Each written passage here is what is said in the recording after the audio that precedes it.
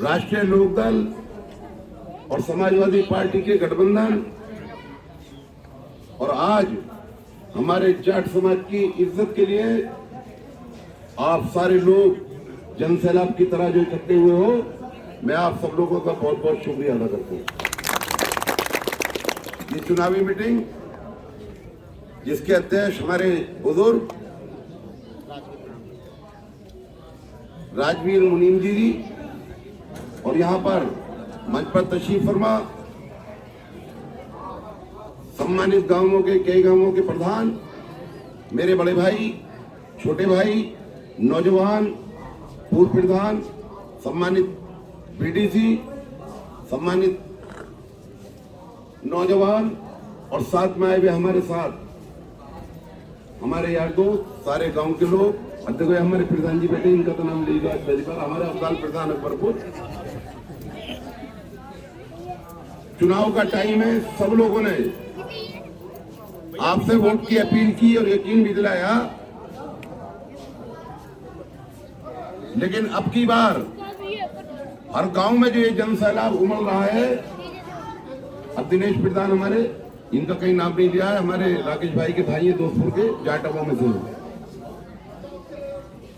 एक भी गांव ऐसा नहीं है कि जन सैलाब जो उमड़ रहा है, अब ऊपर वाले ने चाहा तो जयंत चौधरी जी को प्रधानमंत्री बनाने से और अखिलेश यादव जी को मुख्यमंत्री बनाने से कोई रोक दे।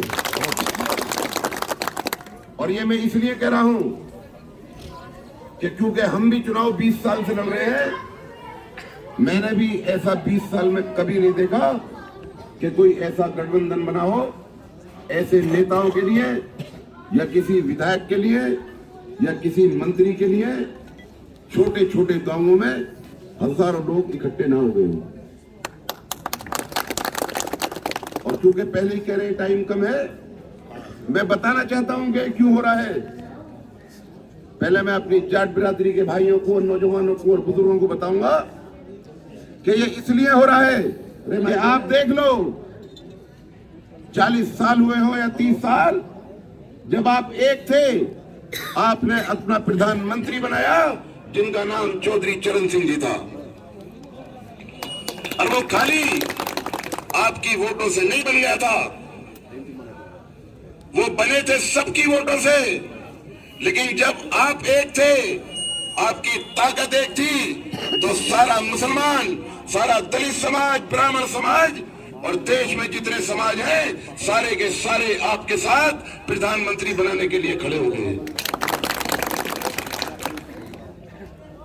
लेकिन आप बीच का भी देख लीजिए कि जब आपने अपने नेता को छोड़ा, आपने अपनी पार्टी को छोड़ा, तो उससे पहले सारे लोगों ने आपको छोड़ दिया, और टाइम ये आ गया कि आपका चौधरी चरण सिंह जी का जो पोता, आप बुजुर्गों का जो पोता, नौजवानों का जो भाई था, अदना से पुलिस वालों ने लाठियां मारने का काम किया। ये दुख की बात है। लेकिन आज आपको जाट बिरादरी के मेरे भाई, नौजवान साथी है, जो बुजुर्ग है, यकीन दिला दूं कि जो जन सैलाब उमड़ रहा है, लाठी मारना तो बहुत दूर की बात रही, अब उसकी कोई परछाई भी नहीं छुपाएगा। लोग कहते हैं वोट मांगने, मैं अपने लिए वोट नहीं मांग रहा। मैं तो अभी जैसा विनोद भाई ने बताया कि राष्ट्रीय लोकदल का जयंत चौधरी जी का छोटा सा कार्यकर्ता, उनका छोटा भाई बनकर काम करना चाहता हूं। और जब सब लोग एक साथ इकट्ठे होते हैं तो फिर सरकार को पलटने का काम करते हैं। ये भारतीय जनता पार्टी की सरकार जो लोग कहते हैं, ये भारतीय जनता पार्टी की सरकार नहीं है। भारतीय जनता पार्टी की सरकार तो 10 साल पहले हुआ करती थी, उसके नेता भी अच्छे थे, वो सरकार भी अच्छी थी, न वो किसानों को लाठी मारती थी, न किसानों को शहीद कराती थी, न नौजवानों को जेल भेजती थी, न जो नौजवान हमारे स्टूडेंट हैं उनकी टांग और बांह तोड़कर उनकी नौकरियां छीनने का काम नहीं करती थी। ये 10 साल में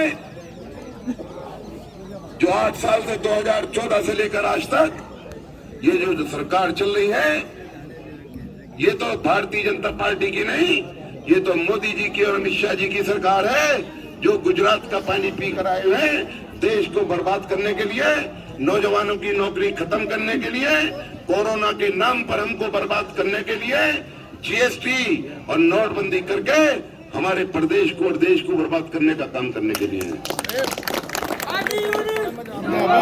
अभी बताया हमारे देश में 80% किसान हैं, उसमें जाट भी हैं, गुर्जर भी हैं, मुसलमान भी हैं, दलित भी हैं, ब्राह्मण भी हैं। खाली वैश्य समाज को छोड़ दो या उन 15% लोगों को छोड़ दो जो 15% लोग पूरे देश को लूटकर हम 85% पर राज करने के लिए आए।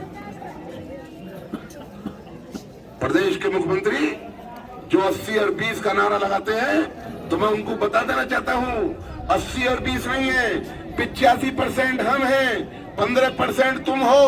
लेकिन तुमने हमें बहकाकर, डराकर और धमकाकर 85% को 8 जगह बांटने का काम किया है।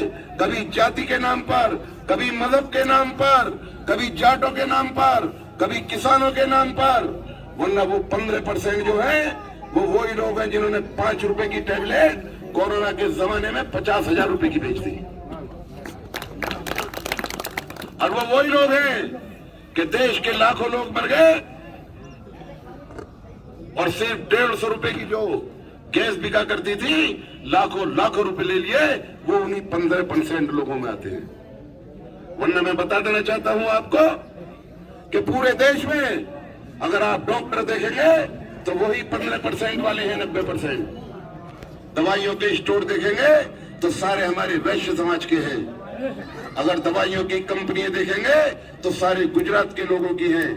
वही गुजरात के लोग कि देश का पैसा लेके भागे वो भी गुजराती, जो देश को लूट रहे हैं वो भी गुजराती, और जो देश के प्रधानमंत्री और गृह मंत्री हैं वो भी गुजराती। देश को बेचकर चले जाएंगे। हमारी खेती और जमीन वाले जो खून पसीने से 70 साल में इकट्ठा किया था, सबको बर्बाद करने के लिए आए हैं। बात करेंगे हिंदू और मुसलमान की, नफरत फैलाने की। जैसे कि आज जयंत चौधरी जी पे, अखिलेश यादव जी पे आपने देखा होगा 5 दिन तक टीवी और मीडिया पर चलता रहा कि क्रिमिनलों को टिकट दिए हैं, मुसलमानों को टिकट दिए हैं। तो मैं आपको बता देना चाहता हूं कि कितने मुसलमान उत्तर प्रदेश में विधायक बन जाएंगे। 10 बन जाएंगे, 20 बन जाएंगे, 30 बन जाएंगे, लेकिन वो सिर्फ विधायक होंगे। अगर मुख्यमंत्री बनेंगे तो अखिलेश यादव बनेंगे जो हमारे हिंदू भाई हैं। अगर प्रधानमंत्री बनेंगे तो जयंत चौधरी जी बनेंगे जो तुम्हारा पोता बेटा नौजवानों का भाई है। मुसलमान कोई प्रधानमंत्री बनने वाला नहीं है, मुसलमान कोई मुख्यमंत्री बनने वाला नहीं है। और एक बार और बता दूं, क्या आप देख लीजिए पूरे उत्तर प्रदेश में और देश में ऐसी 2% भी सीट नहीं है कि किसी एक जाति से उसको हम जीत सके। खाली बुलंदशहर की सीट देख लीजिए, ना हम अपनी जाति से जीत सकते हैं, ना अकेले धर्म से जीत सकते हैं, ना बंटवारा कर जीत सकते हैं। अगर सीट जीतोगे तो जयंत चौधरी जी के और गठबंधन के लिए जीतोगे और सारे समाज का भाईचारा बनाकर जीतोगे। देश का प्रधानमंत्री, देश के गृह मंत्री, बदकिस्मती है हमारे देश की कि देश के आजाद होने से लेकर आज तक गुजरात का ये अमित शाह जी जो गृह मंत्री हैं, जब से देश आजाद हुआ है पहली बार आप देखोगे यहाँ बुजुर्ग भी बैठे हैं, पढ़े लिखे लोग हैं, बता दो आज तक कोई क्रिमिनल आदमी हमारे वहां गृह मंत्री बना हो। वरना उनकी हिस्ट्री शीट निकाल लो जो देश के गृह मंत्री हैं कि इतने केस थे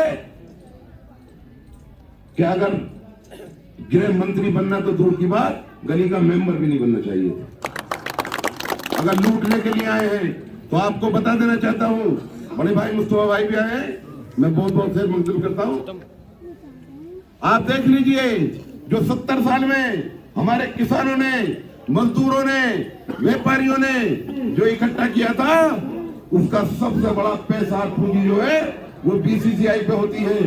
ना उनका बेटा क्रिकेटर है, ना उनका बेटा क्रिकेट के बारे में जानता है, और उसका एक कानून भी बताते हैं कि जो क्रिकेट को जानता है वो अध्यक्ष होता है, लेकिन अपने बेटे को अध्यक्ष बनाने का काम किया है, देश को लूटने का काम किया है। मैं बात करूंगा अपने ब्राह्मण समाज के भाइयों की, नौजवानों की। इस 5 साल में जब लगभग 700 लोग हमारे ब्राह्मण समाज के भाई एनकाउंटर कर दिए गए। कोई बात नहीं, अगर वो क्रिमिनल थे कर देना चाहिए था, लेकिन वो बेटी ब्राह्मण समाज की जो मात्र 48 घंटे हुए थे और अब जब से लेकर और आज तक जेल में है, किसी नेता ने अगर कुछ कहा हो इन दोनों की पार्टियों की तो बता दीजिए। 750 किसान शहीद हो गए। देश के प्रधानमंत्री ने, गृह मंत्री ने या दोनों की किसी पार्टी के नेताओं ने और कंपनी के नेताओं ने एक बार बता दो अगर किसी ने दुख व्यक्त करा।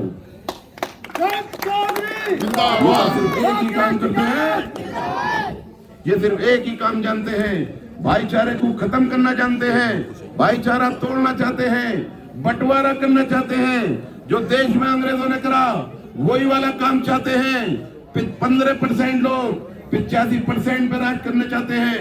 लेकिन मैं शुक्रिया अदा करूंगा दोनों नेताओं का, दोनों पार्टी के राष्ट्रीय अध्यक्षों का, कि एक उस नेता का पोता है जिसने जीने से लेकर और जाने तक दुनिया से तुम्हारी किसानों की लड़ाई लड़ने का काम किया, और दूसरा नेता वो है जो प्रिंस और किसान का बेटा है, मुलायम सिंह यादव का बेटा है।